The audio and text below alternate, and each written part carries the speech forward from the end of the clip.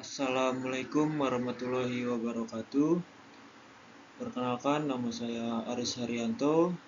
NIM saya 191010501371. Saya dari kelas 08 SMJP 023. Di sini saya akan menjelaskan tentang staffing karyawan pada pertemuan 5 untuk melengkapi tugas seminar sumber daya manusia dengan dosen pengampu Ibu Derita Kurbani.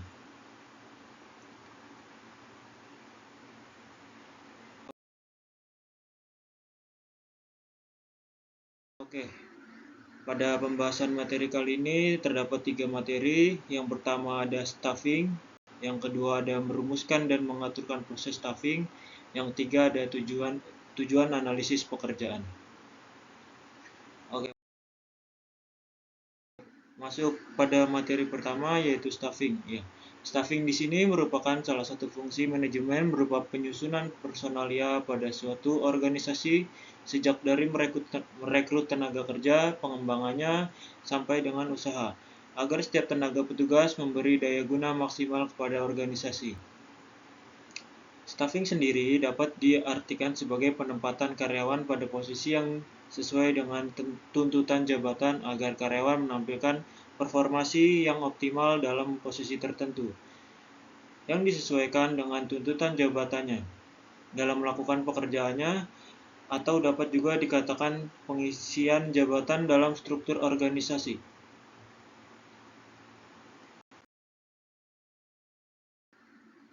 Lalu tahap-tahap yang dilakukan dalam staffing, yang pertama ada identifikasi kebutuhan tenaga kerja. Sebelum memulai menjalankan sebuah perusahaan, hendaknya terlebih dahulu kita harus mengidentifikasi kebutuhan tenaga kerja pada perusahaan. Beberapa jumlah kebutuhan dari staf serta spesifikasi keahlian yang dibutuhkan agar karyawan yang diperoleh dapat bekerja secara maksimal nantinya, lebih efektif, serta tepat guna untuk mencapai visi dan misi perusahaan dan mensukseskannya. Yang kedua ada mendaftarkan tenaga kerja yang ada. Dalam program kerja HRD pasti memiliki catatan atau pendataan total keseluruhan karyawan di dalam per departemen. Hal ini dimaksudkan untuk memudahkan dalam pendataan jika terjadi kecelakaan di dalam gedung, seperti gempa atau bom, agar evakuasi cepat berjalan. Selain itu, pendataan ini bertujuan untuk mengetahui rasio perbandingan jumlah karyawan dengan pekerjaan yang ada agar personalia atau atasan dapat menempatkan beberapa orang tambahan untuk membantu kelancaran sebuah pekerjaan atau pengurangan tenaga kerja. Selanjutnya yang ketiga itu ada rekrutmen dan seleksi. Setelah diadakan pendataan, maka dimulailah proses rekrutmen dan seleksi, yaitu mencari orang-orang yang benar ahli dan kompeten untuk mengisi jabatan yang ada, dengan beberapa pertimbangan dan persyaratan yang telah ditentukan oleh sebuah perusahaan. Selanjutnya yang keempat itu ada melatih dan memberi imbalan. Setelah melakukan proses rekrutmen dan seleksi, kemudian menempatkan karyawan pada posisi-posisi yang telah ditetapkan sesuai dengan kualifikasi yang ada. Perusahaan juga mengumumkan adanya jenjang karir yang jelas setelah karyawan tersebut bekerja beberapa lama. Imbalan tertentu akan diberikan kepada karyawan terbaik, yaitu berupa promosi dalam bentuk penghargaan lain dan sebagainya.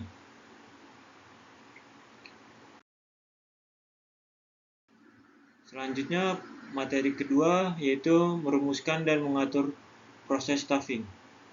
Langkah-langkah yang harus diperhatikan dalam penyusunan staffing, yang pertama adalah menentukan kebutuhan jabatan. Yang kedua, menentukan spesifikasi jabatan yang sesuai dengan keahlian dan keterampilan dalam melaksanakan suatu pekerjaan. Yang ketiga ada mengestimasi kebutuhan karyawan di masa mendatang. Yang keempat, memperhatikan jumlah karyawan yang ada dalam melaksanakan berbagai pekerjaan.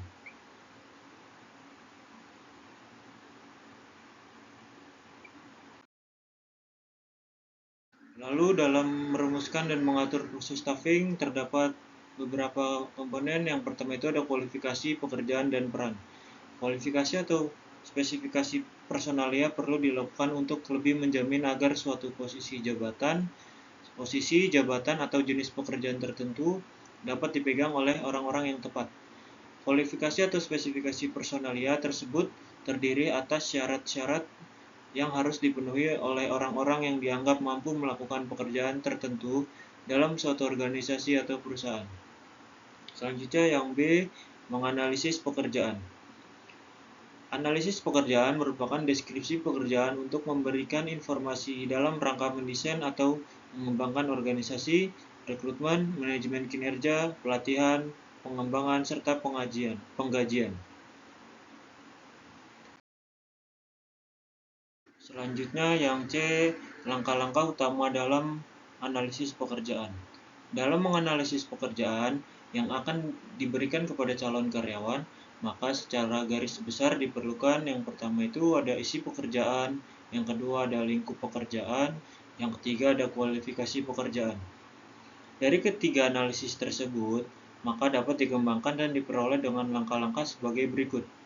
Yang pertama itu ada penentuan tugas-tugas, yang kedua ada penentuan kegiatan dalam pekerjaan, yang ketiga ada penetapan pengetahuan, yang keempat ada penetapan kemampuan-kemampuan yang dibutuhkan, yang kelima ada penetapan kecakapan, yang keenam ada penentuan kepribadian, sikap, ketangkasan, dan karakteristik fisik. Masuk pada materi ketiga yaitu tujuan analisis pekerjaan. Analisis pekerjaan baik dalam sektor swasta maupun sektor publik, baik dalam pekerjaan yang berskala besar, memerlukan analisis pekerjaan untuk berbagai tujuan. Beberapa tujuan dari analisis pekerjaan antara lain adalah sebagai berikut menurut Triton PB pada 2010. Yang pertama ada job description, yang kedua ada job classification, yang ketiga ada job evolution, yang keempat ada job design restructuring, yang kelima ada personal recruitment, yang keenam ada performance appraisal, yang ketujuh ada worker training, yang ke-8 ada worker mobility, yang ke-9 ada efisiensi, yang ke-10 ada safety, yang ke-11 ada human resource planning, dan yang ke-12 ada legal. Ya, sekian